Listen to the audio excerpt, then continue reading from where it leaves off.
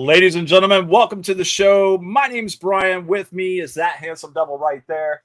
I'm Mark. Jesus Christ, it takes you so long. Are you Oh, okay? shut up, man. I'm a little excited today. I know you are. You're super excited. This guest that we have in the green room waiting for us to bring him on the stage, Mark has talked to over the past couple of months, right? About a month. Trying to get him scheduled in for our little show here. We have who we got? We have Al Snow. Who's Al Snow? Wait a minute, who's that? Well, he's got different names, but I knew him as Al Snow mainly because he was in ECW, WWF, WWE, what other TNA. He was in a shit ton, but we're gonna bring him on. Excellent. This lighting sucks in this room. I am terribly sorry, guys. I did go out and get some sun today, but the lighting in here is absolute. Yeah, and you soaked your phone too. Uh, How you doing, Al? I'm doing very well. How are you? Fantastic. I'm doing good. Fantastic. We're good. We're good. Yeah, we were worried. We were like, I hope he doesn't cancel again. Oh no, I was trying to find the link and couldn't find it, so I appreciate you sending it. So, No, Mark, I told you, Al's a busy guy. Yeah, I have been. Yeah, it's been kind of crazy, but I appreciate you guys having me on. Oh, we appreciate you coming on. Yeah, thank you for accepting the invitation. Let me ask you real quick before we get started. We always try to ask this question to everybody. How's your day been? How's your day going? Mentally, physically, everything good? Oh, everything is great. It's whatever you make of it, and busy, stressful, but I'm getting to do what I love to do. So, I can't complain. I think I'm pretty blessed. You are. Yeah, I think so too. You have a fantastic organization that you're running in OVW. Thank you.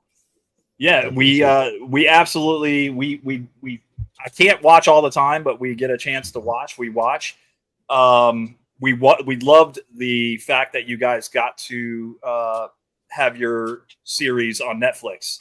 Yeah, that was a real benefit and was, once in a million, once in a lifetime opportunity that, I was so grateful that it happened, and really even more grateful that, Greg Whiteley, the director, producer, was a part of it and was a major factor in its success. He's so incredibly talented and did such an amazing job of capturing the human side of wrestling and the stories there. So yeah, just hats off to Greg and all the crew who were just incredibly talented, and really they're the unsung heroes of that whole thing because they work so hard every day for months with us. So is there a season 2 in the works,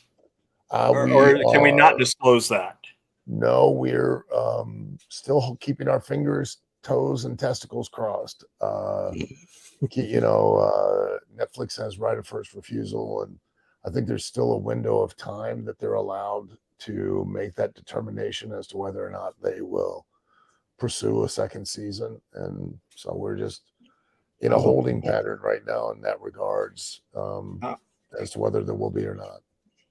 I'm hoping that there is a second season. I mean, they got they got the what is it? I know that they have your show. They have WWE coming in. Yes. And they also have Heels coming on at the end of next month. And which I'm hoping that they'll pick up and try to get a third season for that one. Because that was a great show. I loved it. Yeah. It's I think and not wanting to, take any credit, because really it was nothing we did, but I do think the success of wrestlers on Netflix maybe kind of paved the way and opened the door a little bit for some of these other projects and showed them that there was an audience there that existed. Oh, there's a big audience that people just don't realize. I mean, everywhere you go, in the 80s, most people didn't really say out loud, "Oh, yeah, I'm a wrestling fan." In the 90s, you got the big boom there, and then it sort of backed off, and then it's starting to come back up again. Well, it always goes, a cyclical nature, through all of the decades, through through the 20s and the 30s and the 40s and the 50s. It's always, has peaks and valleys, and but it's always been there. So We got a question from the Jarvis podcast. What is your question, Steven? Go ahead, type it out. I know it's going to be this long. While he's typing out his question, let me ask you this: how did you get into wrestling? What drove you to it? What was it? I don't know. After 42 years, I get asked that question, and have been asked that question quite a few times, and I've never had an answer to give. And I think if it's something that you're passionate about wanting to do, I don't think you really should have an answer. It should be something that you felt compelled to do, and then you go and you do it, and I've been very fortunate that I've gotten to do it for as long as I've gotten to do it. Just so lucky that I know of so many people out there that they never really pursue what they want to do as a dream, and I did, and have gotten to continue to do it until I'm getting too old to do it anymore. So Cameron says, I wish I still had my picture with you when I met you at OSCW show back in 2007. Oh, old school championship wrestling, and I believe that was in South Carolina, I think, Charleston, I think. Surprising that I can even remember that, but I think, anyways, possibly. Charleston, South Carolina. That's exactly right. Yep. I don't necessarily remember the picture. I apologize, Steve, but I'm sure you've taken lots of pictures with fans. I'm sure that has happened. I have, yeah. It's kind of like a Bigfoot sighting, We have one of those on our network. He sits behind the computer, and we just call him a Sasquatch all day long. It's not Mark, because he's the little one. So no, I'm the troll. All right. So tomorrow, go ahead, Mark. No. Go ahead. So tomorrow night, what do you guys have in the pipe for? You guys do a show every Thursday, is that correct? Outside of WWE and AEW, we're the only other company that does a live television production every single solitary week. Okay. We are coming up on July 11th. Will be our 1300th consecutive episode of television. Congratulations. The other television, episodic television that has been on the air longer than us is Raw. And that's only because Danny Davis, the owner, didn't count all of his episodes of television until WWE got involved and made him actually start to number the episodes. If that were the case, we'd probably be on the air as long, if not longer, than Raw. So it's pretty historic. If you think of Gunsmoke, I Love Lucy, Seinfeld, those Friends, they all are in the 100 to 200. We're about to have 1300 consecutive episodes. It's crazy. Damn. What channel does yours go on? Well, locally, we're on a broadcast station with WBNA. Regionally, we're on broadcast stations in Lexington, Harlan, and Bowling Green. Nationally, we are on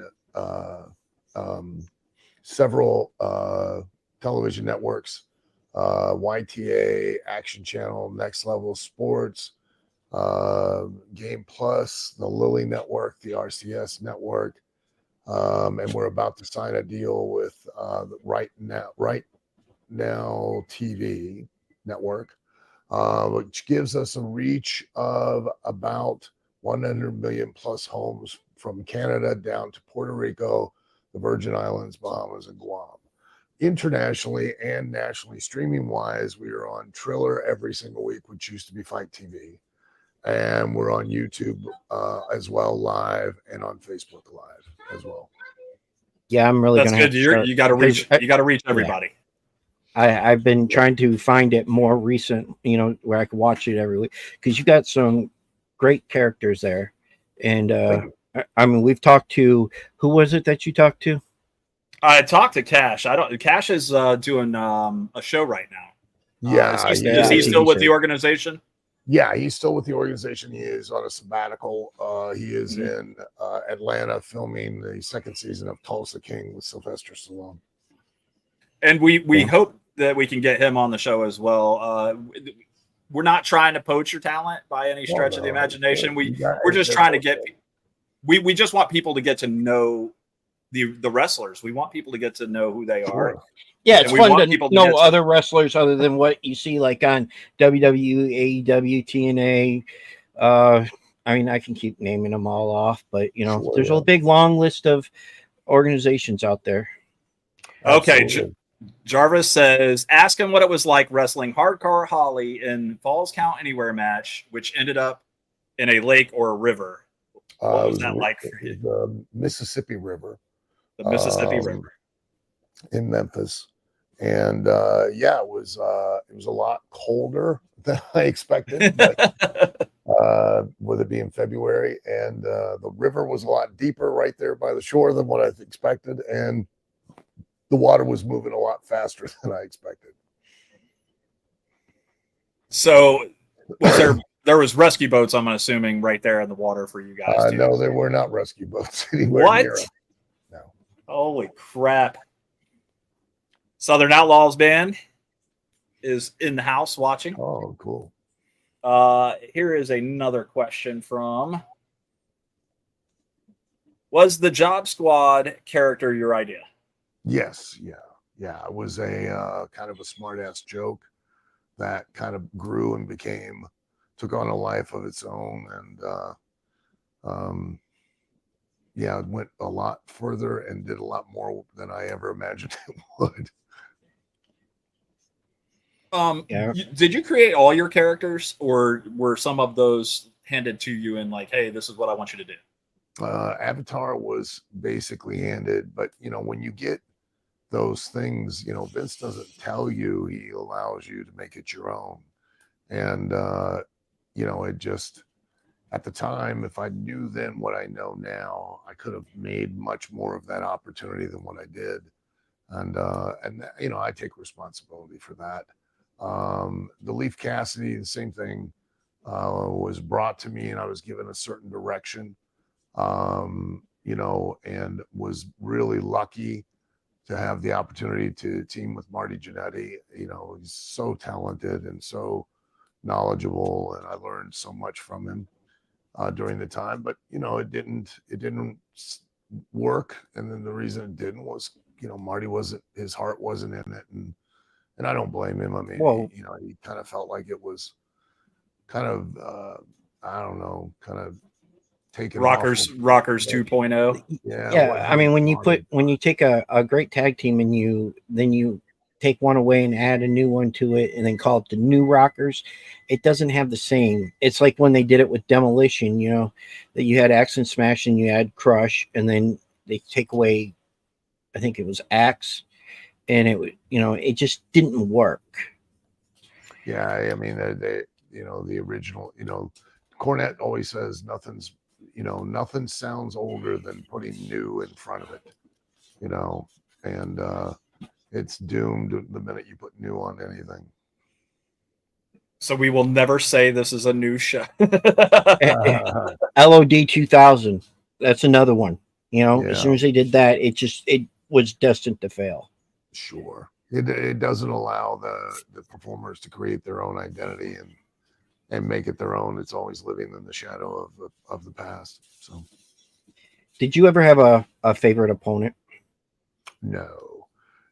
People I get that question too. Do you have a favorite match? Do you have a favorite moment? Do you have a favorite opponent? I have so thoroughly enjoyed what I've gotten to do, and every time I've gotten to do it, that it's very difficult to pick out just one time, one moment, one opponent, that you would go, oh, that was it. That was where I determined that, I really enjoyed that one thing. I've like, I tell people all the time, I've been blessed to do it. And every time I go to the ring, whether there's 6 people there or 600 or 6,000 or 60,000, or, it's always been an amazing experience every time. Here's a similar question Cameron wanted to ask. Out of all popular wrestlers out there, who's had the best personality that you've ever met? I think that's probably going to fall along that same lines. I think you've met. I was going to say it's kind of, everybody everybody I've met. I can tell you this genuinely, and it's not because I have been one, but because that was what I had found. From the moment I broke into the business, some of the wrestlers were some of the most eclectic, eccentric, highly intelligent, and creative people that I've ever met. And I've met and associated with people from all walks of life. And, I've just never really found anyone who could match intellectually or creatively wrestlers as a whole. But you have to have you have to have an imagination to be a wrestler. I think Oh, yeah. it's because of some of the stuff that they come up with. To make it work, you have to have an imagination, and you have to be able to act that imagination out. And I mean, some of your characters definitely, like the El Snow when you introduced Head. That was one of the. I think that was one of my favorite things because never seen anybody come down with a mannequin head. Well, they always say that there's nothing that's really new, and even that really, I'm sure that somebody's done something similar or close to it in some way. So You had a bowling ball in a bag mm-hmm. during a match with Test. Oh, several people actually. Yeah, I used to call it the old 7-10 split. The 7-10 split. Was there intention to? I don't want to say was there intent to hurt somebody with the bowling ball. God, no. No, never. I never. That's that contrary to popular belief. There's nothing in wrestling physically that's fake. The only thing that's not real or quote unquote fake is the intent behind what we're doing. And so the intent was never there to harm anybody, physically for real, legitimately with a bowling ball.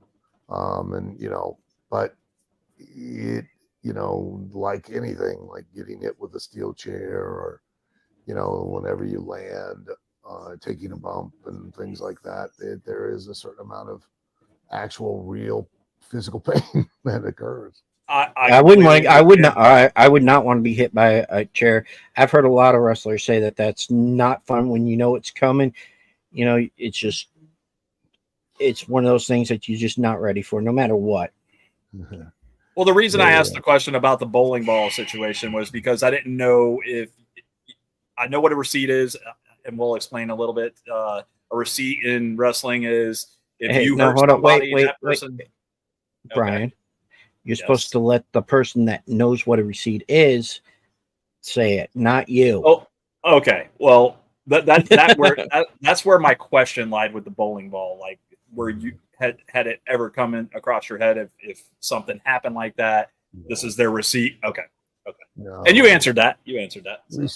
Receipts are a case of where if someone is intentionally trying to hurt you, you're going to give one back to kind of settle them down or correct them or get things back on track.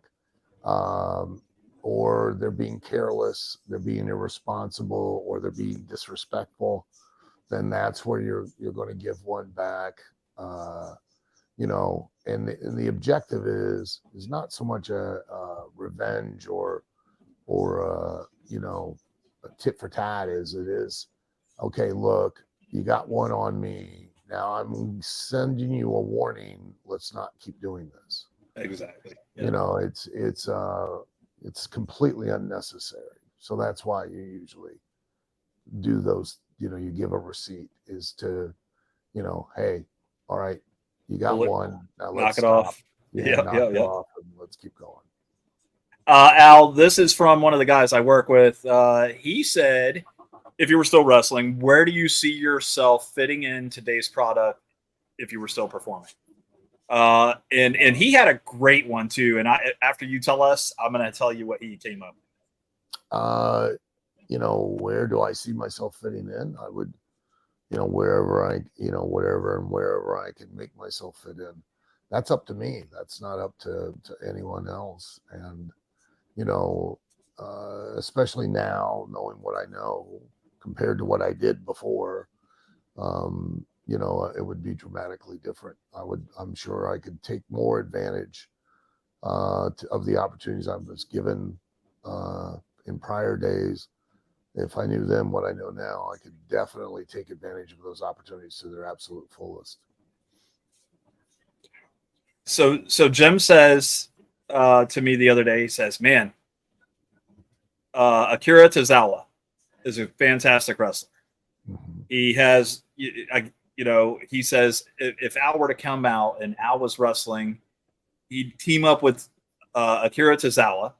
And Akira would translate for Al because Al is the one that doesn't want to talk. So he comes out and he talks to him and explains what you want to do in broken English to the crowd.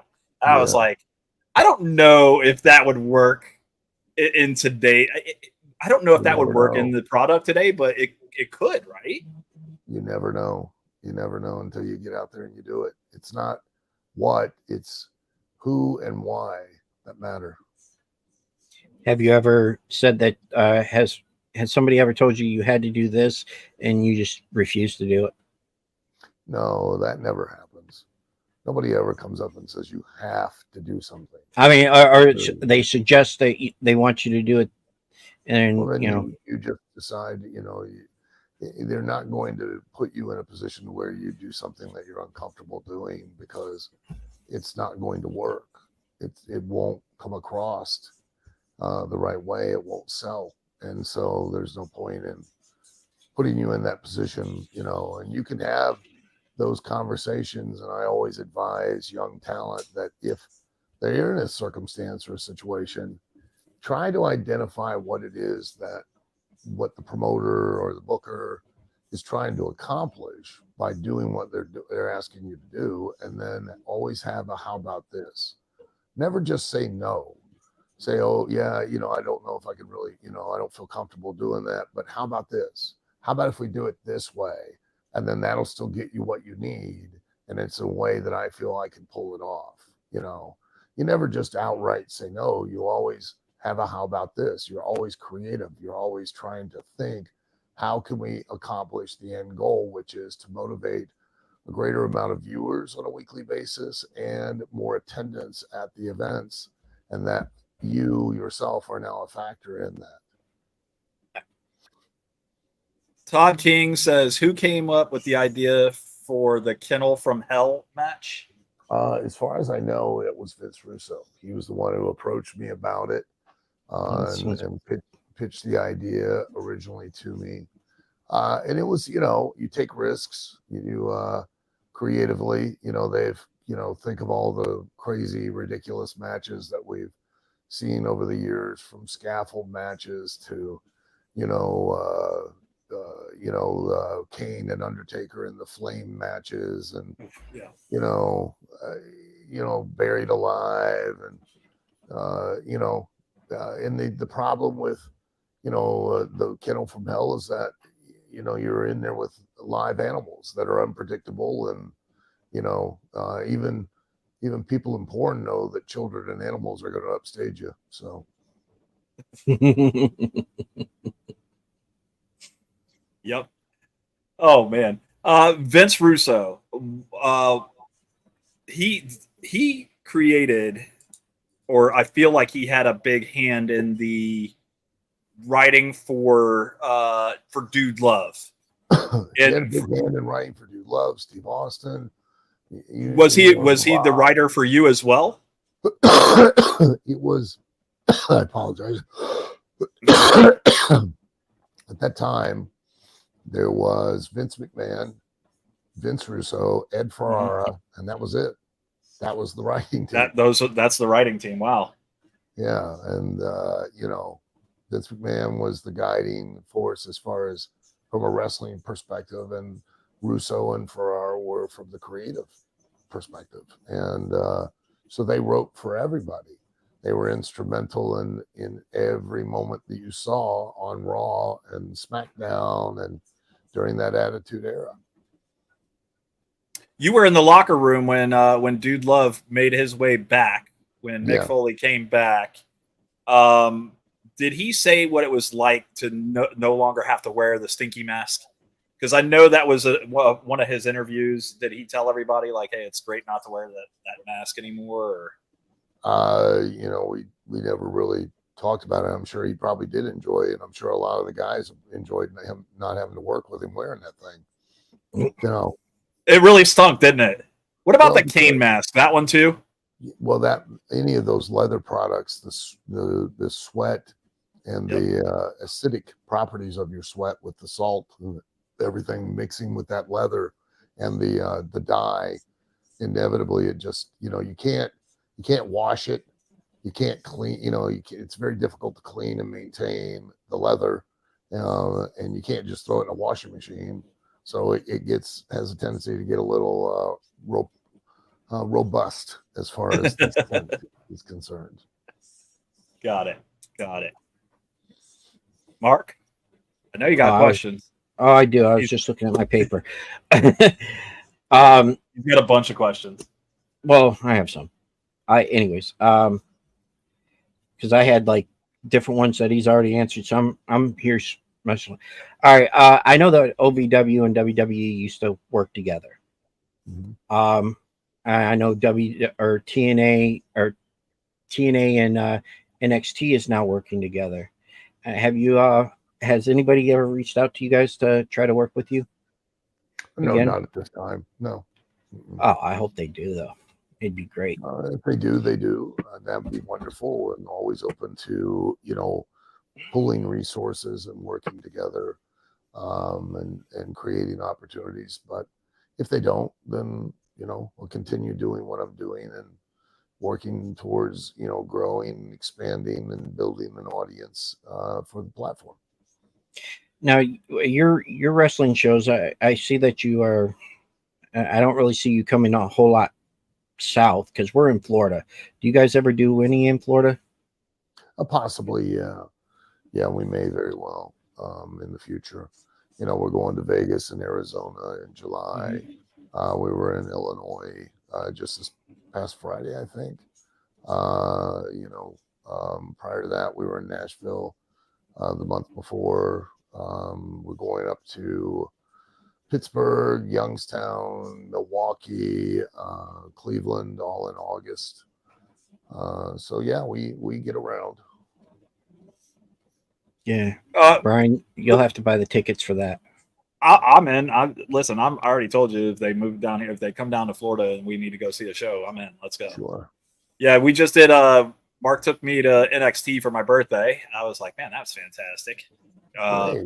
Right at the Armory. I mean, we're literally an arm's length away from the talent in the ring. So I was like, holy cow, this is fantastic. So I think Mark got some really good pictures. And yeah, I posted a picture and helped it go along with the rivalry that's going on right now with Lola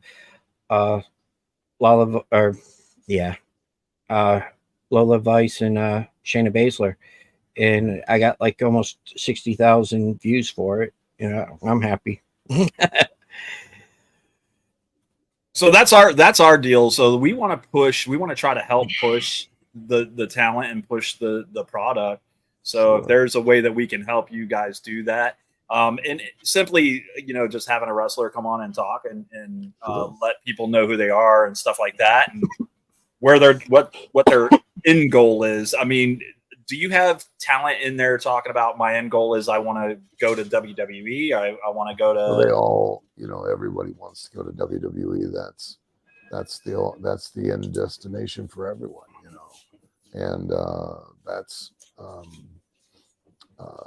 But they all want ultimately the real measure of success is, can you do what you love to do for a living, and that alone, that you don't have to supplement your income in some other fashion, that you don't have to, you can just pursue whatever it is you want to do and nothing else. And that's the real meaning of success. The WWE is the greatest platform out there to help sell your product, which is ultimately you, the wrestler. And of course, you're going to want to go there because it's going to facilitate your ability to do exactly what I just mentioned. But any of the platforms that are out there, if you properly utilize them the way they're supposed to be utilized, which is to sell yourself and make yourself an attraction, not a great wrestler, a great attraction, then you will continue to get opportunities to do that over and over and over again. Yeah, absolutely. What about the writing? Who does the writing for OVW? I do. You do all the writing for OVW? I do, and I have a friend that Dave Hero that I kind of bounce back and forth with, and sometimes because it really helps as a sounding board, and sometimes if I'm stuck, he might give me something that triggers a direction I might not have thought about, or an idea, things like that. So yeah, I did all the writing for TV when I was here as part of the developmental program with WWE, and did all of the writing and producing and directing of TV for when we were with the developmental program for TNA. And now, since I own the company, part owner of the company, I do all the writing and producing and directing of the television again. Is there feedback from your other owners as to, hey, this is what we'd like to see? They're all very happy with what I do, and at the end of the day, what the evaluation of that success is whether or not it draws an audience both live and also via the television streaming and other access, and that it does. Perfect. What do you think about the writing in current product right now? AEW, WWE. Do you watch the other programs? I don't really get much of an opportunity to watch it, and the only reason is not because I don't enjoy it. I'm still very much a fan, obviously, because if I wasn't, I certainly would not be doing what I'm doing. I just don't get much of an opportunity to watch it because I'm so busy and so focused on OVW. Every once in a while I get to watch it, and hey, people are always critical of something that's not their own. Myself, I'm not, and the reason I'm not is because it's not my circus and it's not my monkeys. So you do you do whatever you want to do the way you want to do it. If that's what you think will work for you, hey, who am I to judge? Because I know there are plenty of people out there that will probably watch OVW and it may not be their cup of tea, or they may have their own critiques about that, and that's fine. I don't mind. It doesn't bother me a bit. I do what I do the way I do it, and I only focus on OVW. Every once in a while I watch other stuff when I get the opportunity, but it is such a monster, managing and supervising and tracking and everything that goes along with a wrestling promotion. You also have is Doug Basham still with you? Doug Basham is still with me and works as an agent and trainer. And I have several other agents, producers that help me with TV or at live events. But ultimately the responsibility comes down on my shoulders because I've got the most experience and I've got my name and my reputation that are riding on the, on OVW itself. If I tell them all the time, if OVW succeeds, we've succeeded. If Right. OVW fails, I've failed. There's only one person that you're all going to point the finger at as far as it failing, and that's going to be me. No one else's name is going to get mentioned. And as a result, then therefore I've got all the responsibility. Well, then I have all the direction and say. Yep. Will there be a link for the tickets to the Vegas show? I Yeah. I can actually answer that one. Go to their website.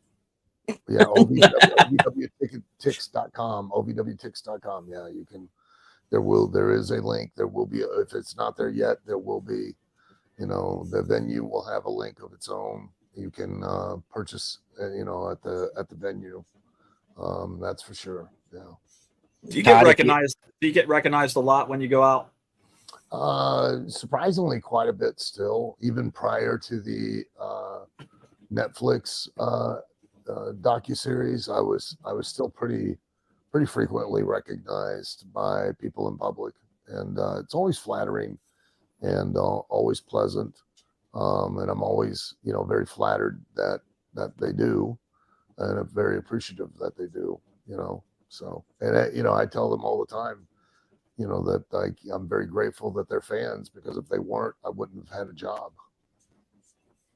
Yeah. So you have brought in a lot of fantastic talent. You recently acquired, and I don't want to say acquired, but EC3, I believe, is with you guys now. Yeah, he's been there for a while. Yeah. Okay.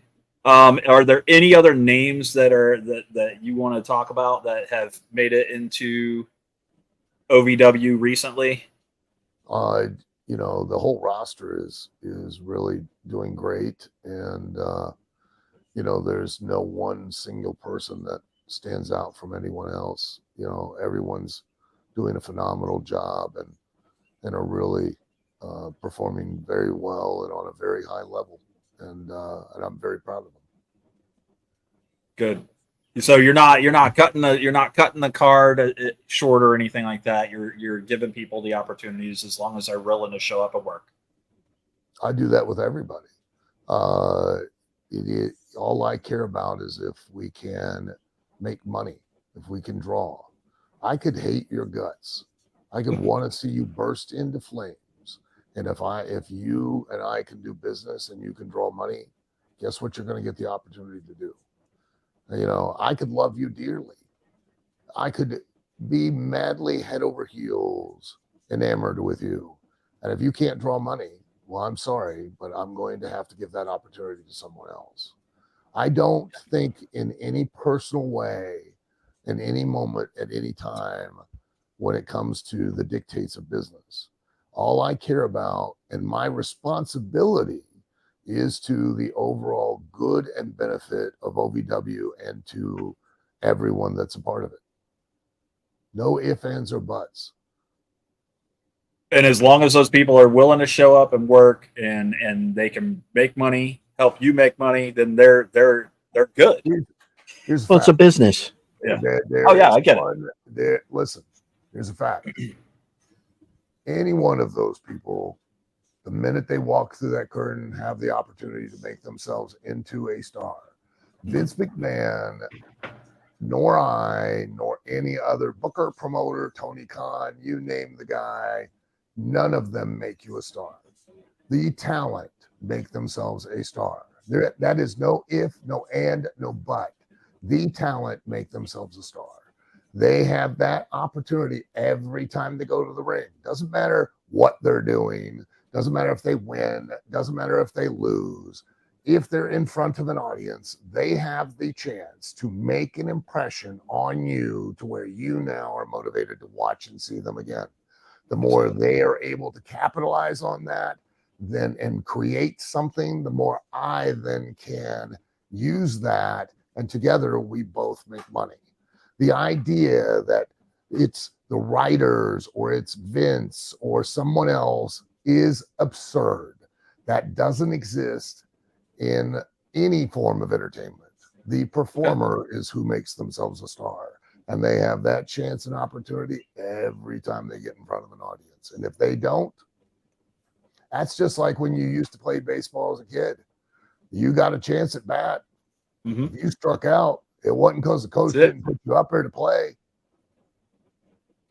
Yeah, you got your opportunity. Yeah. Now I you agree with need to that. hit the ball.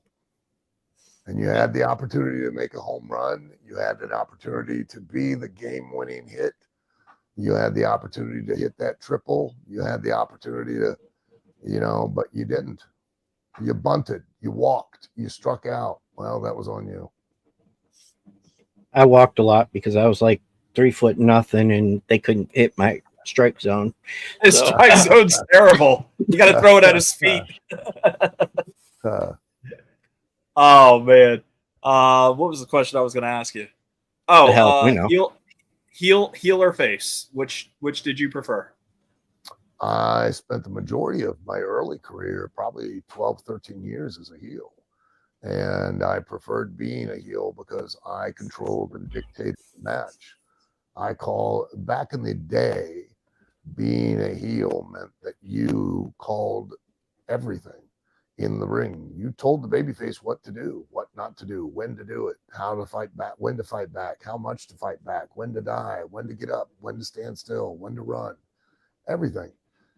Because a heel's job was to get the babyface over, so that the babyface, then by doing so, the heel would get heat.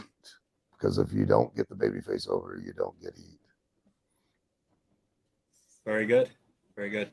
Shinobi. If Shinobi were here today, Yeah. where would he fit in the OVW product?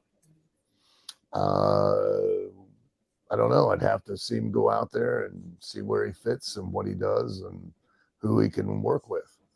I thought that was a fantastic character. It just didn't last very long. I was a little disappointed. It actually lasted quite a long time before I actually went to WWE. So. Okay. I didn't feel like I had enough of Shinobi. That was the whole thing. It's like, hey, you don't get to see it. I mean, yeah. When I was growing up, when I was mystery, when I was in the 80s, yeah. When I was back in the 80s watching wrestling for the very first time, it was Hacksaw Jim Duggan and Hogan and Savage and all those guys, and I felt like Jake the Snake at the time was my favorite wrestler. And he was such a better heel, I always thought, than he was. Oh yeah, But when he was a face, it was very short lived. Yeah. Well, some of the, sometimes it works, sometimes it doesn't. Ricky Steamboat was always a great babyface, was never once a heel because he wanted to be a though, but nobody would let him. But he just didn't have that. No, I don't think he would have been. I really don't think he would have worked as a heel, anyways. No. I think he had that babyface personality that would just stick there. Yours, I mean, you could go either way with your characters because you played them both really good. It all being a heel or a babyface is all dictated by circumstance. Even in real life, you feel you're always the babyface, but in somebody's story that you're the heel. Yeah. Circumstance. That's all. Let's talk about I know you've done some acting. We were looking up some stuff earlier, and Mark said that you were in Rudy, and I said, no, he wasn't. He goes, yeah, uncredited role in Rudy. And I love the movie Rudy. That was my wife's favorite movie when she was a little girl. Yeah. Who did you play? What character was just a football player, Notre Dame football player. I got that. Dan Severin went over and was because he was friends with a coach of a semi-pro football team in Coldwater, Michigan. And they, due to the NCAA rules, they couldn't use actual, college players. So they got a semi-pro football team out of Chicago and one out of Coldwater. And Dan, was over for a day and reached out to me and was like, "Hey, do you want to come over and work on the movie?" And I was like, "Sure." So we went over and worked from June of that year all the way up and through December, filming scenes for the movie Rudy. So it's pretty That's cool. really cool. Amazing. Man, they should have gave you credit for that, man.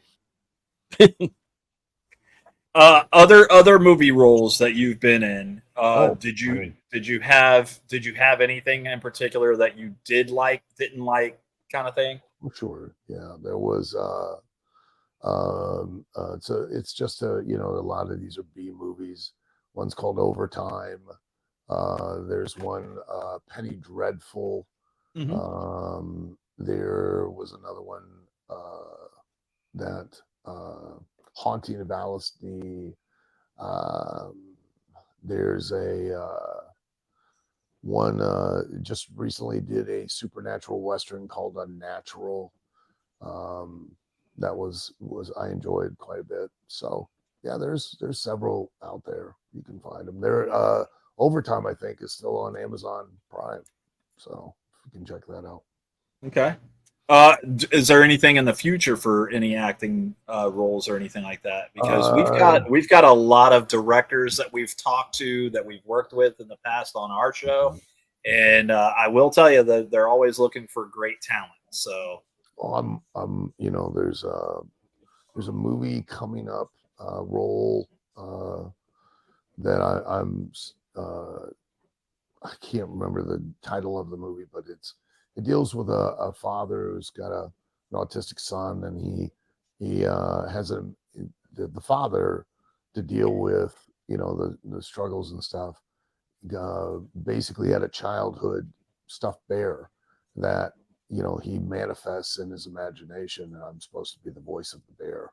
So um, that one will be a lot of fun. Just did a kind of a comedy Christmas movie called Homeless for the Holidays. oh man. And I'm supposed to be working on a sequel for Unnatural, the the supernatural western as well. So Okay. yeah, The horror. I do them when I get a chance, when I have the time and can steal some moments away from OVW. So Gotcha. Let's see. Cameron's got another question. He was offline for a minute. He said, and no, I didn't know anything about this. What was the story behind you saving a young child in a riptide? uh, I was in the right place at the right time, and thank God, we both came out of it. Um, we were in Destin, Florida, and quite honestly, my wife and I were down there visiting friends, and we were supposed to not even be there that day, but the day before there was a really bad storm, so we didn't really get the chance to go down to the beach. Welcome to I went Florida. down to the beach, and when I came down, I noticed there was they had on the beach these red cones in this like part of the beach, and that was where you weren't supposed to swim because there was apparently a currents and riptides, and I was in the water and heard the young boy screaming and yelling for help, and it looked like, quite honestly, like somebody had tied a rope to his foot and was just dragging him out into the water. He Oof. was going and was trying his best to swim and was yelling for help, and nobody was really moving to do anything. I don't know why, but so I just sprinted through the water as fast as I could, and thank God I got there. I mean, I literally grabbed his wrist. Just if I'd have missed it, that was it. He was going to go past where anybody could have done anything, and pulled him to me, and I felt the tide starting to pull me, and I held on Oof. to him, and the water went over us, and I thought, well, and for a brief moment, I thought, boy, this is it, and then thank God, I don't know why, but I started walking at an angle, which that's what you're supposed to do, is when you if a riptide, you dig your feet in and you try to walk at an angle so you can break the grip, and I did, and luckily we both came out okay. So Wow. I don't know why I didn't know anything about that story. I'd never heard that before. That is I wasn't that's gonna. crazy. I wasn't gonna bring it up unless he did, because some people, they don't want to talk about certain things, and I was like, I left that one. I was lucky to be in the right place at the right time. So. Yeah, that was Perry Saturn was in the same kind of situation. Not a swimming thing, but it was a house. Wasn't it a house fire or something like that? House fire, yes. Yeah. And rip tides have killed a lot of people too. I have, It killed. Shad, one of my kids, Shad Gaspard, and his son. Yep. He saved his son and was, drug out and drowned. So, yeah. How did you get picked to be one of the coaches for Tough Enough? Was it something they asked you? Would you want to do this? Or Yeah, JR had approached me, and so did Kevin Dunn, and I'm so grateful that I had that opportunity. It was an amazing experience, and I really enjoyed being a part of it, and I was very proud of it, and still am to this day. I really so grateful to have had that opportunity. That was incredible. I think there was some great talent that came out of there too. Oh yeah, absolutely. Yeah. Do you feel like OVW in some ways is still like you being a coach on Tough Enough in some ways, or no? Probably, because I was just being me on Tough Enough, and that's all I'm doing. And OVW is the same thing. I'm just being me. Ain't nothing wrong with that. No, not at all. How did you buy OVW come about? How did it come about? You buying OVW? At the time I was very disheartened and disappointed in the fact that, and still to this day, that professional wrestling has no standards in regards to training or entrance into it. I think it's absurd that a licensed profession in any state that requires has a commission and requires a license to perform professional wrestling should have some kind of state instituted standards. I think the wrestling business itself should, and it doesn't anymore. It's ridiculous and it's insulting. My wife is a licensed massage therapist, and whether you're a therapist or you're a beautician or a barber or even a mortician, any licensed profession in every state in the union, in order to be and perform that licensed profession, you've got to go to a state approved, state accredited trade school. You have to complete a certain number of state required hours of training taught to you by a state accredited trainer or teacher. And Lost audio.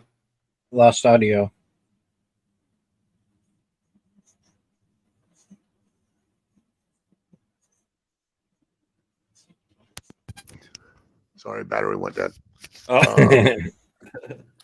You have to have a certain number of state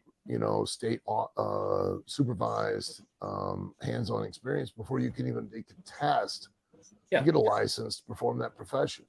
You want to be a professional wrestler, you could go to absolutely anybody, anywhere, and you can pay your money and go for any length of time, and wham bam, as long as you pay your money and have a physical, you can have a license.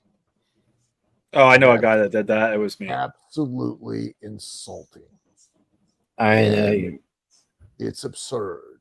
And not from, I see so many people in all forms of professional wrestling that not just from an aesthetic or cosmetic standpoint, but from literally from a physical conditioning standpoint, have no business whatsoever stepping foot in a ring.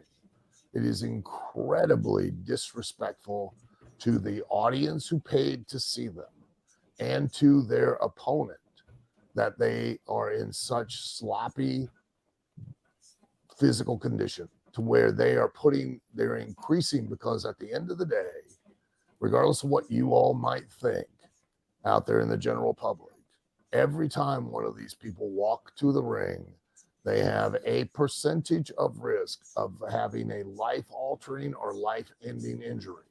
And that percentage of risk dramatically increases by your lack of physical conditioning for both yourself and for your opponent. No ifs, ands, or buts.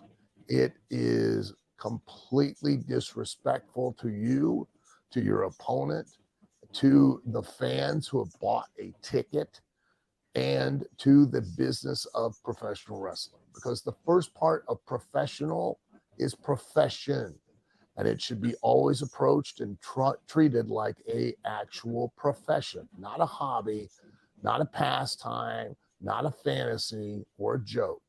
It should be treated as a professional athletic endeavor, which is what it is. And you should have enough self-respect and professionalism to be in the proper physical condition to not potentially risk yourself or your opponent or insult your audience for buying a ticket to see you. And that was how I got to be buying OVW, because at that time I was so driven. I started approaching the state commissions to institute some of these standards. I went to a board meeting of the Kentucky Boxing Wrestling Commission. And at that time, my partner that I initially started this with, Chad Miller, was the executive director. One thing led to another, and Danny Davis was getting ready to retire, proposed the option of buying OVW, and Chad and myself and my partner Joe Reeves at that time purchased OVW, and then I say it's the greatest rib I've ever pulled on myself. So. Listen, I think that you came into a spot that needed you the most, because had you not purchased OVW, what do you think would have happened? I think that it would have probably turned into what you were just talking about, where nobody cared about the physicality of the wrestlers and their mental health and their physical health and stuff like that. So I think somebody put you in that position to purchase OVW, to make OVW bigger, better, and to thrive. Well, I don't know. Maybe I kicked a puppy or popped a baby or something. You know, I don't know. Karma works in strange ways. If you don't, let me ask you though. Let's think about it. If you think about it, do you think that he would have retired and sold it to, who would he have sold it to at that point? If it wasn't you, he would have sold it to Joe Smith down the road, who knows nothing about wrestling. Yeah. Yeah, maybe I don't know. I couldn't even tell you.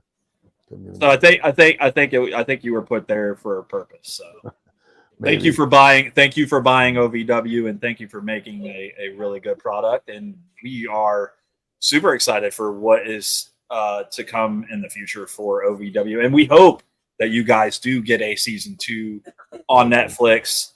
My wife is a huge fan of not just the Netflix series, because I made her watch it, but the episode 1, she was absolutely tear jerking, and I was like, okay, calm down, relax. She does every once in a while now watch, if we get an opportunity to watch wrestling, she'll watch with me, and she asks a bunch of questions. I don't know why. I just tell her to sit down, shut up, and hold on. My wife does the same thing, but she'll sit there and tell me, "Oh, I don't like watching wrestling." You know, next thing you know, she's sitting there watching it with me. I'm like, I've been a wrestling fan since WrestleMania 3. That was my very first event, the first time I ever seen wrestling, and I was like, I was hooked like that. And ever since then, it's like, people always tell me, "Oh, it's fake." I said, no, maybe the outcome is fake, but look at what they're doing to one another. I said, there's no way. I mean, yeah, you're trained to do this stuff, but you're not, the stuff that you do in the ring, they couldn't do without hurting somebody. I mean, you guys are doing it, learning how to do that. So here's the question I have. I know that you've been hurt in the ring. Sure. About how many surgeries have you had? Not many. I, probably needed few, but you don't necessarily always just rush off to the doctor because you can't always afford it, and you've always got to get back in the ring and keep going. So, I've had my share. I've had both my knees replaced. I've, had my shoulder reset. I've cracked my tailbone, broken ribs, broke my nose 13 times. Jesus. All kinds of different injuries. Just is what it is. Just part of it, and you accept it. Here's my question. Hall of Fame push. I doubt it.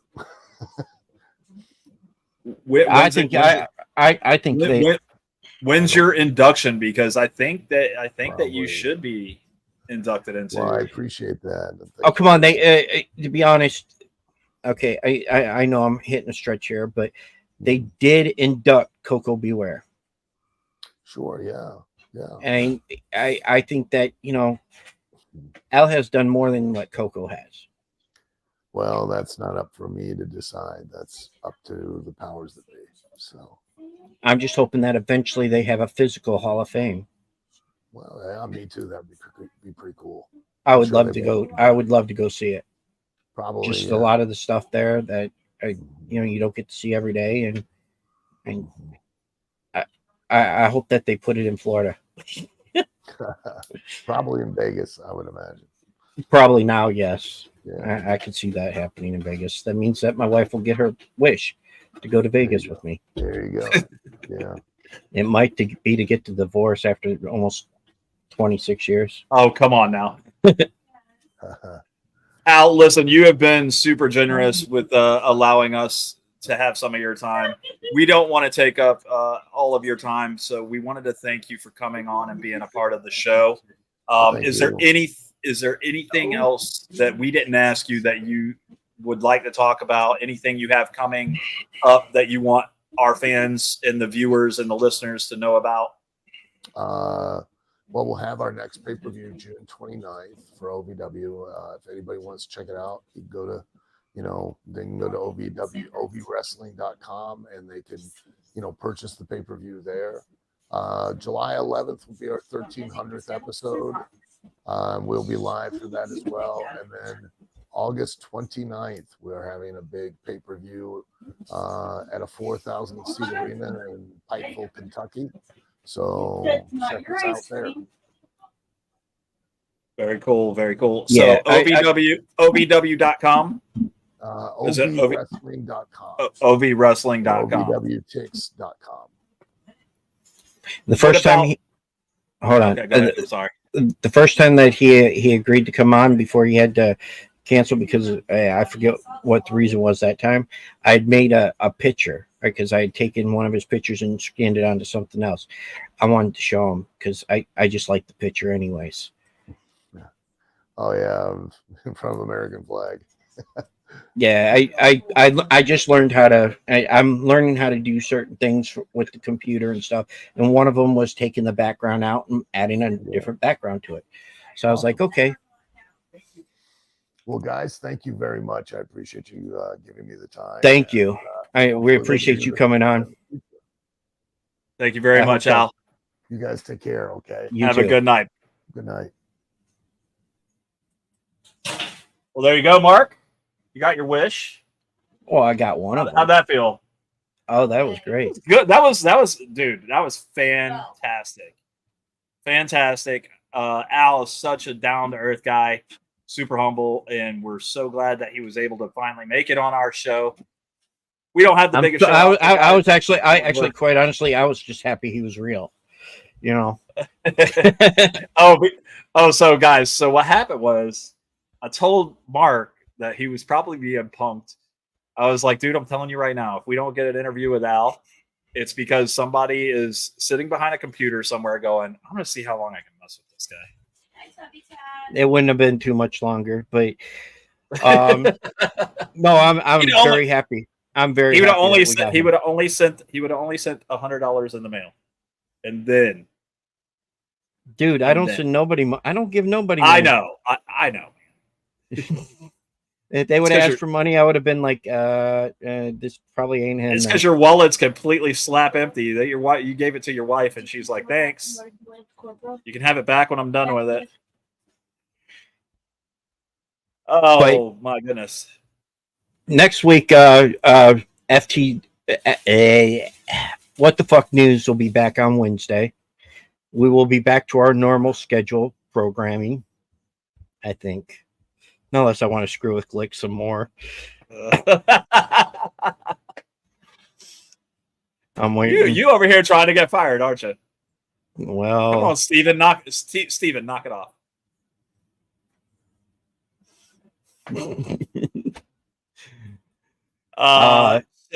So Mark, I know that this interview meant a ton to you as well as it did to me. It was this is just the fantastic. start of us going forward.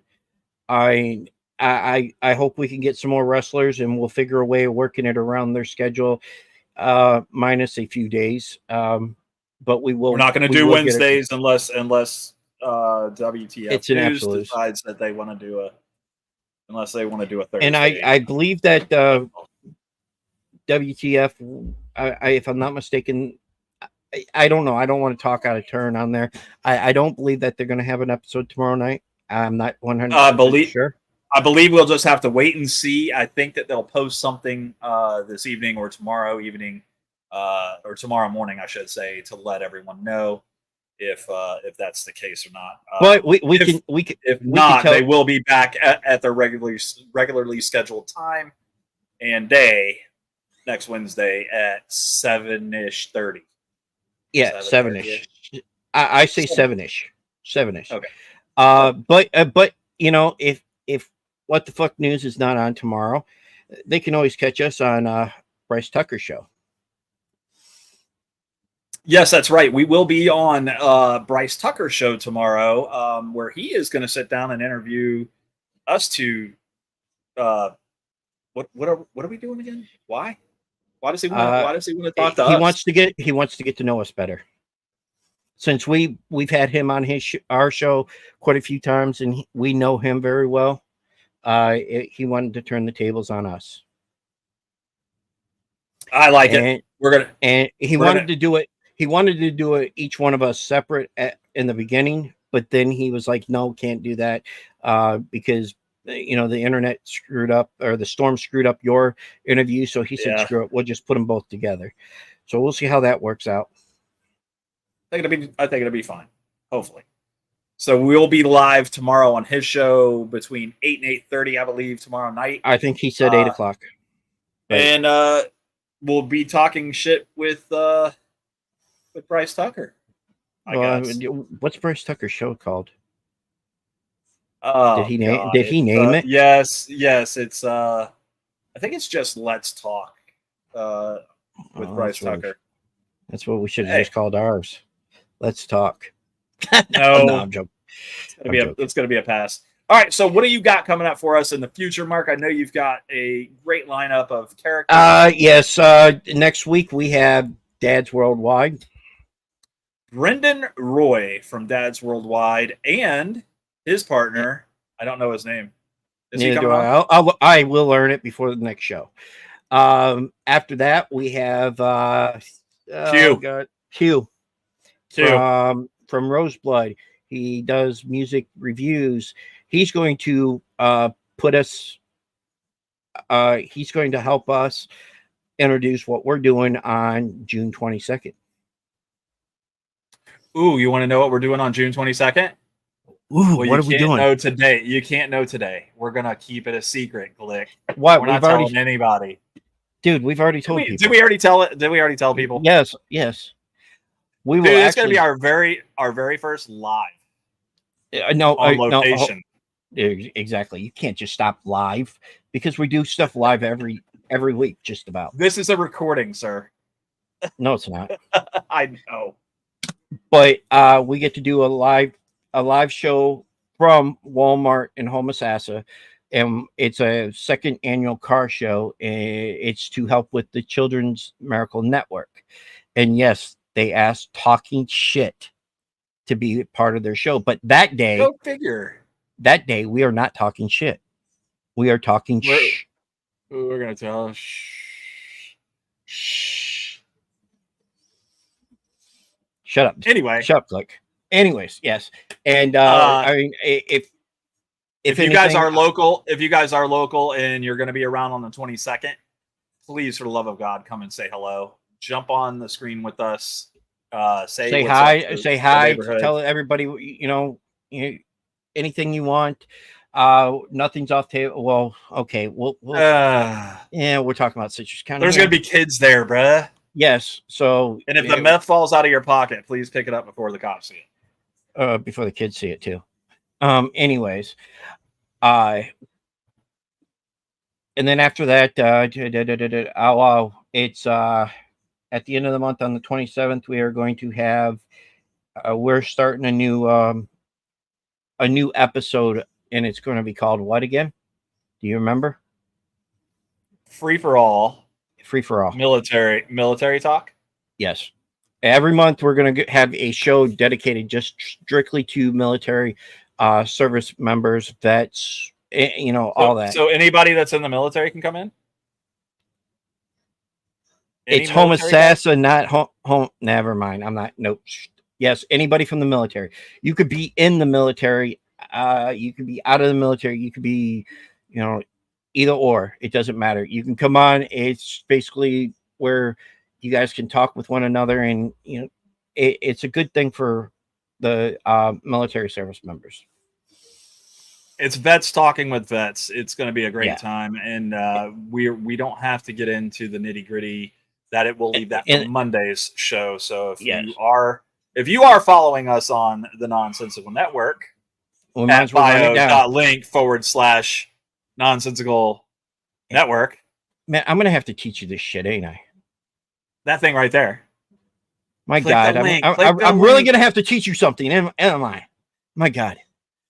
Anyways, on the Nonsensical Network, we have shows 7 days a week, and we got shows. Hopefully, something a little for everybody. Monday is Men Caring for Men. Tuesday is Jeff's Garage. If it fits Wednesday, in the garage. Hey, dude, you have to do the whole thing. Go ahead. I don't do the whole thing. You have to. Oh, Jesus Christ. What if it's hold on. No. That does not count. Tuesday, it's Jeff's Garage. If it fits in a garage, he will talk about it. If it has a motor, he'll talk about it. Tools. It's a great show, actually. Hot dogs fit in a garage. Is he going to be talking about hot dogs? No. It's got to have a motor. Oh. Well, fuck.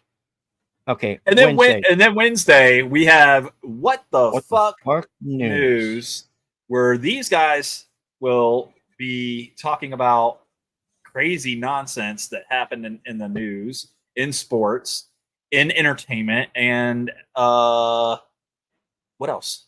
Anything else? Yeah, something else. They talk about a whole bunch of crap that happens in the news, the whole fucked up shit. That's right. Click no. Anyways, Thursdays is us talking shit. That's right. Friday, we have Glick's House of Music. However, that will all be dependent upon if he has an interview or if he is just going to come on and talk about a genre of music or whatever the case may be. He does have an interview this Friday. He does have an interview this Friday. Who is it with? Yeah. Do you remember? Give me a second. Who's your interview with? We'll tell everybody. Write me out. Derek Wayne Douglas. Derek Wayne Douglas. He says Friday, 8 p.m., Glick's House of Music. Perfect. What do you got on Saturday? Saturday is Nonsensical Nonsense Open Door Challenge. They invite everybody on the show. whoever wants to come on, hit the link, come on, talk shit with the boys and girls, whatever. Talk that nonsensical nonsense shit. Right. But there are requirements, though. Yes, there are requirements. You must have a camera. And it must be on. And oh. Keep your wiener in your pants. I was going to say you must wear pants. Sure, but keep your wiener in your pants, too. Hey, and then Sunday we wrap it up with, right now, the Jarvis podcast. Steven will be talking about movies, video games, anything that he can think of, that's going on in the world today. However, you guys need to stay tuned because there could possibly be a rebranding or a new show. We're not sure. So stay tuned. Yeah, Steven hasn't told us anything. Just keep your wiener off camera, Glick says. Keep it below the camera.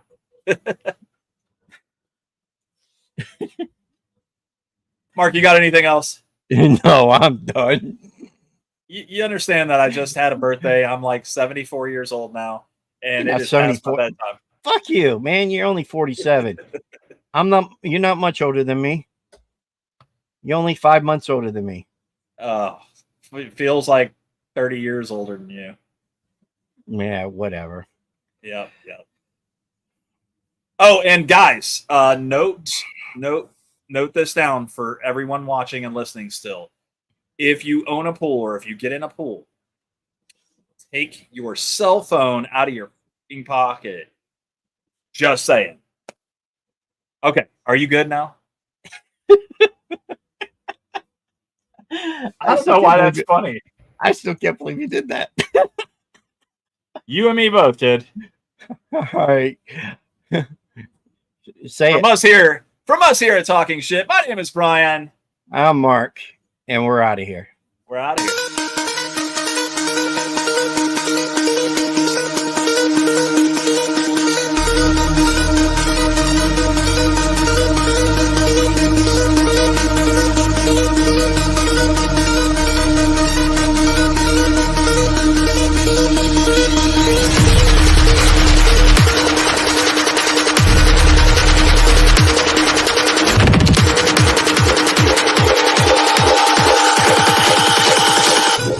Bitch, I'm in the